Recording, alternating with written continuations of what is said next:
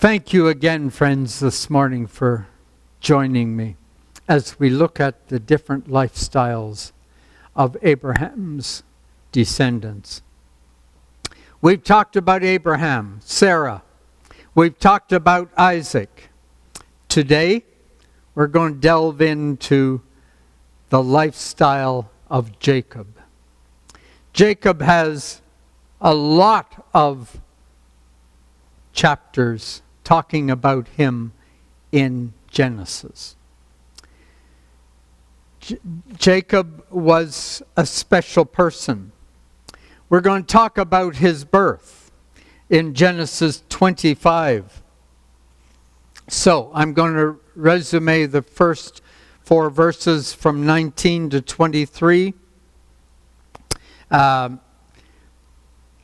was 40 years old. He married Rebekah.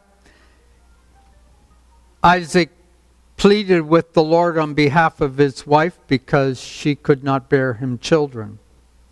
And the Lord answered Isaac's prayer. And Rebekah became pregnant not with one child, but with 2 twins. But the 2 children struggled with each other in her womb. So she went to ask the Lord about it. Verse 22, very important. Why is this happening to me, she asked. This is Rebekah, Isaac's wife. And the Lord told her, verse 23, the sons in your womb will become 2 nations. From the very beginning, the 2 nations will be rivals. Wow, nothing like the truth. One nation will be stronger than the other one. And your older son will serve your younger son. Wow. She's getting all the info real quick. Verse 24. And when the time came to give birth, Rebekah discovered that she indeed had twins. Verse 25. The first one was very red at birth and covered with thick hair like a fur coat. That's how the New Living Translation says it. He was a hairy monster. So she named him Esau. Esau means hairy. Verse 26.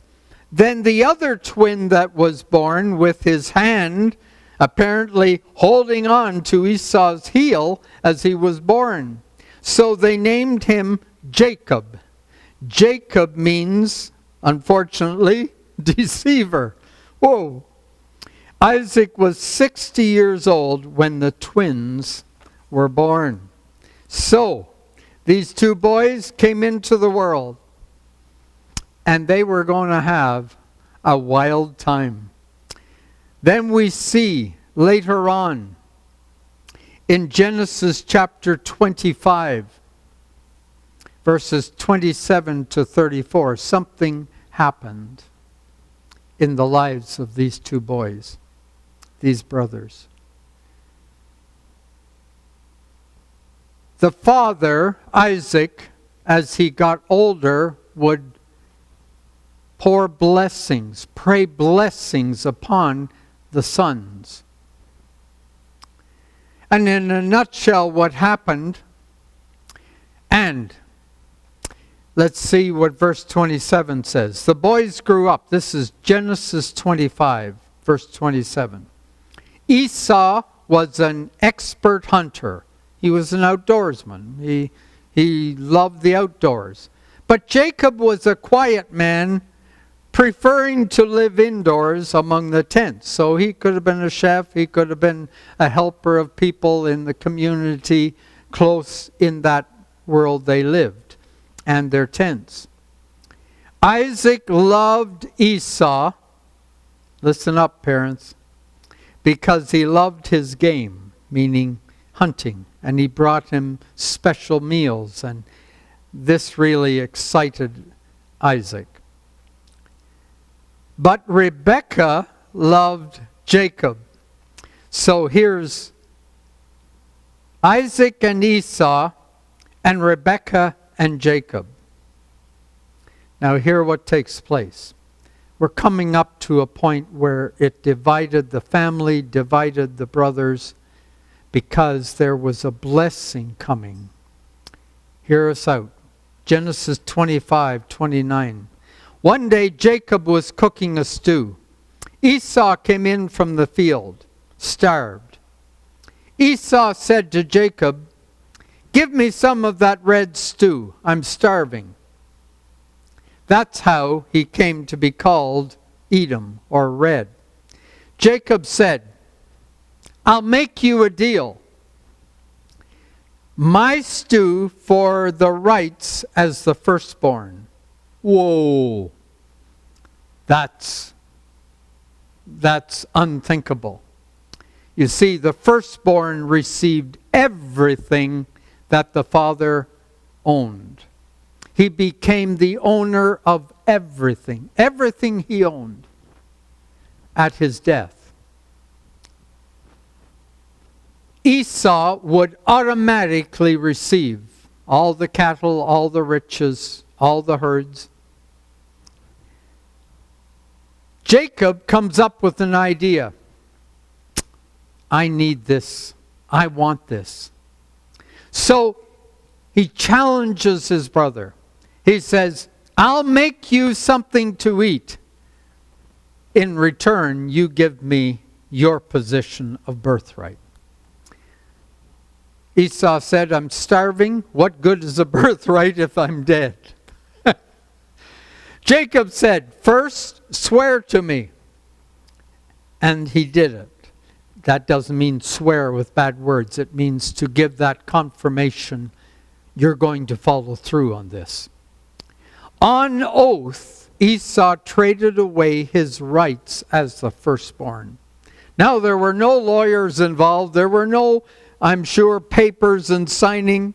It was that treaty between him and his brother. Jacob gave him bread and the stew of lentils. He ate and drank, got up and left. That's how Esau shrugged off his first rights as the firstborn. Very interesting how this took place. And I say this, as God's children, that is a picture, in my mind, it's a picture of old Slewfoot, the devil, proposing to you some things that you would get excited over. You see, he knows how to catch you in your interests, in my interests. And he builds it up and he shows you, you need this. And for whatever reason, we give in and we begin to leave God behind and we begin to serve ourselves. We begin to want to be who God does not want us to be. And Esau, spiritually, was doing the same thing. He was willing to give up. And here's my point. We can very easily give up in following God when times get difficult. When our interests in other things become more important than the interest in God. You look back in your life. You think of times when you knew God was leading you to church or telling you to get attached somewhere or to be more fervent or to get into the Bible, and you have let that slide and you have begun to think about self. Well, I'm worthy of this. Hey, I got a life too. I'm important. Well, the hard part to understand, folks, is God never said you weren't. God said you're the most important in His eyes. You are, as David the psalmist said, you are the apple of His eye. You are the most precious to Him. Don't give in to desires that will not bring honor to God. Because what will happen is you will slowly